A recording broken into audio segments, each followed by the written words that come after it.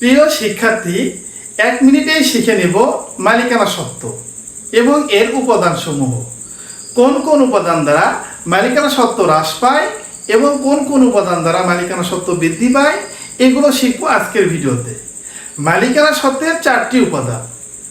একটি হলো সি অর্থাৎ মূলধন, একটি হলো ই দ্বারা বোঝানো হয়েছে এক্সপেন্স অর্থাৎ ব্যয়, আর দ্বারা বোঝানো হয়েছে রেভিনিউ বা ইনকাম, ডি দ্বারা বোঝানো হয়েছে উত্তোলন বা ড্রয়িং। তো মূলধন থেকে ব্যয় হইলে বাদ যাবে।